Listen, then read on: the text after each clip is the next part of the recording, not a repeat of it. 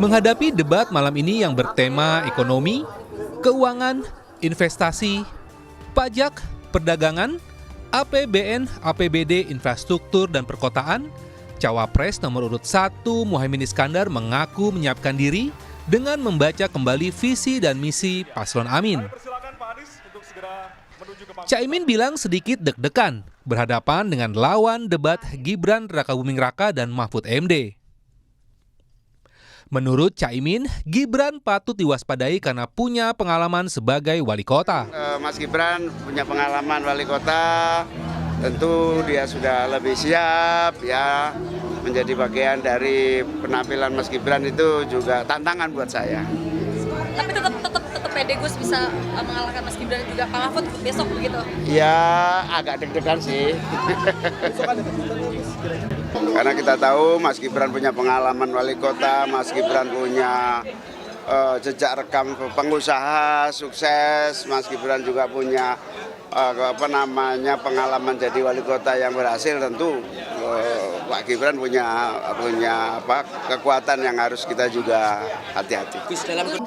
Wakil Ketua Umum Tim Kampanye Nasional Prabowo Gibran, Grace Natali menyebut, Cawapres nomor urut 2 Gibran Rakabuming Raka sudah maksimal mempersiapkan diri menghadapi lawan debat Caimin dan Mahfud MD. Namun Grace menyebut Gibran tak akan menyerang Cawapres lain dalam debat nanti dan berharap Cawapres lain juga tidak menyerang Gibran. Alasannya agar tidak terlalu tegang dan pemilih jadi santun. Tim TKN semua optimis bahwa Mas Gibran pasti akan tampil, akan punya kejutan karena selama ini mungkin nggak terlalu banyak tereksplor ide-idenya Mas Gibran. Dari pasangan Prabowo Gibran komitmen bahwa kita ingin agar pemilih itu santun dan santuy, supaya nggak tegang-tegang banget tapi harus tetap bisa mengeksplor gagasan-gagasan. Jadi Mas Gibran juga sama, dia juga akan tetap sopan, kita tidak akan menyerang paslon lain, dan harapan kami juga paslon lain bisa begitu ya, karena kalau paslonnya semua berantem apalagi yang di bawah gitu ya. Cawapres nomor urut 3 Mahfud MD optimis mampu berdebat melawan Caimin dan Gibran. Mahfud mengaku tak membaca semua materi yang disiapkan untuknya. Soal tema ekonomi yang bukan ranah keahliannya, Mahfud menyatakan tetap siap debat. Ya, saya mencoba menyeleksi dulu. Begini banyak ya, ada yang lewat WA, ada yang lewat kertas, itu partisipasi kepada saya. Tapi terus terang saya tidak bisa membaca semuanya.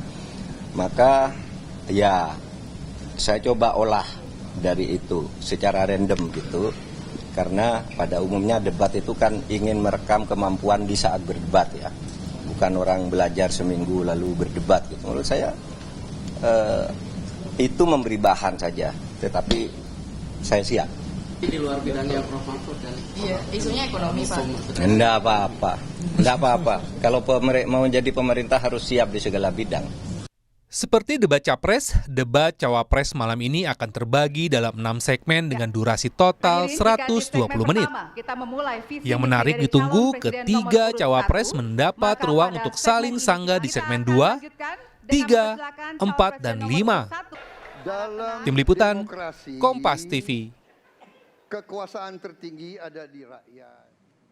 Debat Cawapres malam ini disebut-sebut akan bertabur kejutan. Sebelumnya tim sukses ketiga Cawapres sudah lebih dulu perang syaraf. Ada yang mengklaim lawan beratnya hanya Cawapres tertentu, ada pula yang mengklaim tema debat sudah dikuasai Cawapres tertentu. Lalu apakah debat antara Muhaimin Iskandar, Gibran Rakabuming Raka dan Mahfud MD akan menyasar bahasan substansial? Apakah dramanya yang lebih menonjol? Dan apakah debat mampu mengubah persepsi pemilih dan sebaliknya elektabilitas paslon? Kami diskusikan bersama dengan narasumber saya saat ini, ada pengamat politik Adi Praitno yang sudah bergabung di studio saat ini. Mas Adi, apa kabar? Sehat selalu. Terima kasih sudah mau bergabung bersama kami. Nanti kami juga akan ajak Anda melihat kondisi di beberapa titik pantauan. Tapi nomor 2, Cawapres Gibran ini akan mendapatkan giliran pertama Mas Adi menyampaikan visi misinya. Anda merasa betul bahwa akan ada kejutan nanti akan dibawa Gibran? Ya, saya termasuk yang cukup meyakini bahwa Cawapres nomor 2 Mas Gibran Rakabuming Raka akan memberikan elemen of surprise ya. Kenapa? Pasti segala sesuatunya dipersiapkan karena ini adalah di mana perdebatan yang akan begitu banyak menyita perhatian publik. Nah yang kedua, selama ini kan Mas Gibran ini kan dipersepsikan tidak terlampau mau berdialog dengan publik ketika diundang mahasiswa, diundang kampus, ataupun sejumlah ormas, memang kan kehadirannya tidak terlampau tampak. Oleh karena itu, ini adalah satu panggung dan forum yang saya kira sebagai moment of the truth dalam tanda kutip ya, bagi Mas Gibran untuk membuktikan bahwa Mas Gibran bukan sosok yang layak untuk tidak diperhitungkan dalam konteks ini. Jadi kalaupun toh diundang kampus dan seterusnya nggak hadir, bukan karena nggak bisa debat, bukan karena takut debat, tapi karena itu bukan forum resmi yang disediakan oleh KPU. Oleh karena itu, tentu malam ini yang paling banyak ditunggu perdebatannya adalah Mas Gibran Rakabuming Raka. Tapi kalau kemudian dibandingkan dengan lawan-lawannya nomor 1, nomor 3 dengan topik yang ada sekarang, memang hanya posisi Mas Gibran yang diuntungkan dengan tema ini? Karena yang ingin dilihat oleh publik perdebatan itu soal misalnya ini ya, soal bagaimana komunikasi publik, gestur tubuh, intonasi, dan diksi-diksi yang akan disampaikan ke halayak tentu saja.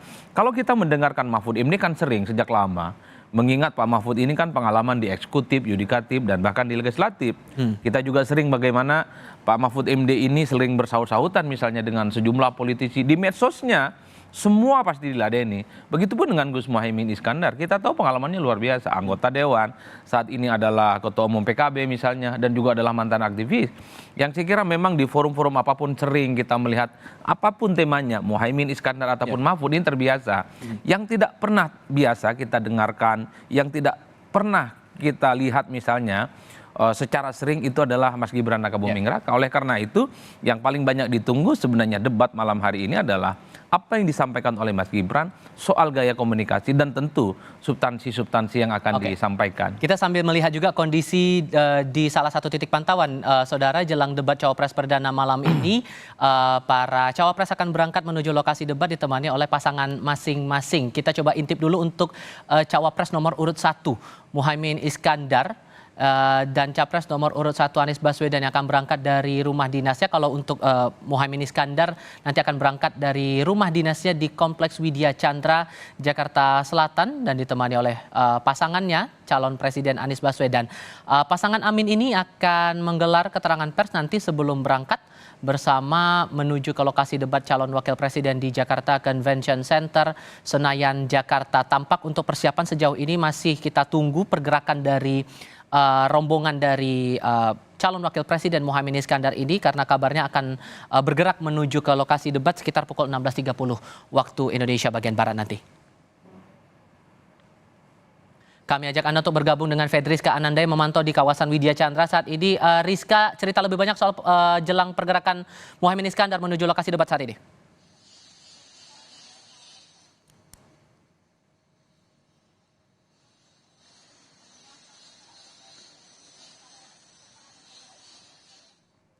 Rizka, silakan dengan pantauan Anda saat ini.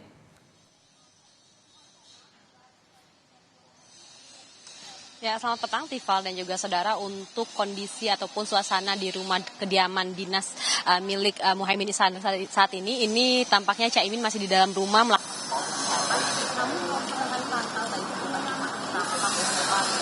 yang akan mengawal Muhaimin ini ke JCC, di mana kalau misalkan kami pantau ini tampak beberapa rangkaian kendaraan. Nah, Tifal, yang menarik juga dapat kami sampaikan adalah informasinya ini pasangan calon capres dari Muhaimin ini juga akan datang ke kediaman Muhaimin Iskandar di kawasan Widya Chandra ini untuk memberikan support begitu ya kepada Muhaimin Iskandar yang akan menjalani debat perdana cawapres pada nanti malam.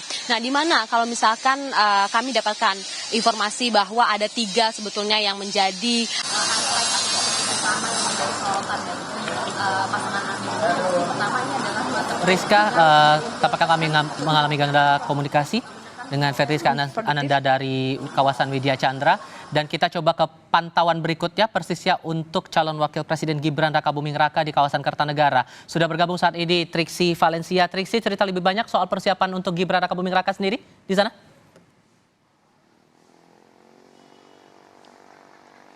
Ya, Tifal dan juga saudara, kalau persiapan dari Gibran Rakabuming Raka selaku calon wakil presiden yang pendamping Prabowo Subianto calon presiden nomor urut 2 maksud kami, saat ini memang sedang bersama dengan keluarganya. Tadi kami mengkonfirmasi dengan Ketua Tim Kampanye Nasional Prabowo Gibran, yakni Rosan Ruslani, yang menyampaikan bahwa saat ini memang Gibran Rakabuming Raka sedang bersama keluarganya, sudah mempersiapkan diri, dan dikatakan bahwa nanti kita lihat bagaimana perdebatan atau debat cawapres ini berlangsung di JCC sore ini atau malam hari ini, Tifal dan juga saudara, karena dikatakan sudah siap calonnya, sudah mempersiapkan diri, sudah ada pakar-pakar yang diajak berdiskusi maupun juga dari Gibran Rakabuming Raka sendiri yang sudah mempersiapkan diri terkait dengan tema debat yang hari ini sudah ditentukan juga oleh KPU. Dan kalau kita melihat dari track record Gibran Rakabuming Raka memang juga sudah selaras, Tifal dan juga saudara. Seperti kalau kita melihat dirinya adalah seorang pengusaha maupun juga dari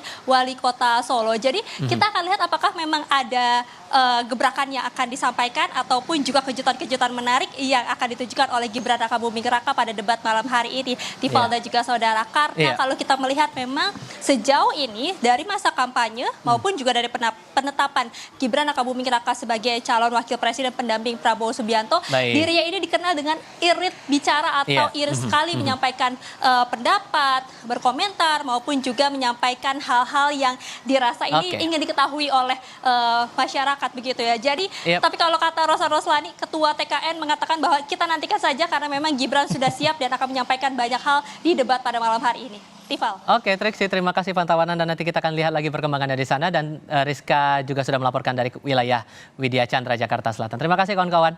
Dan pantauan lainnya akan kami adakan usai jeda, termasuk nanti saya akan diskusi dengan Mas Adi. Kira-kira saling sanggah untuk topik ekonomi ini memungkinkan atau tidak terjadi nanti untuk ketiga cawapres ini. Tapi tahan dulu ya Mas ya. Kami akan segera kembali, saudara.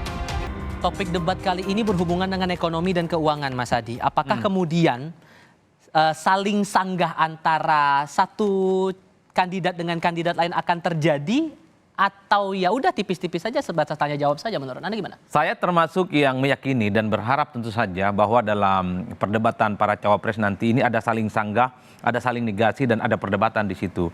Namanya debat kandidat itu pasti ada 2 bahkan 3 arah lalu lintas percakapan yang saya kira akan memunculkan satu resultante politik yang cukup luar biasa.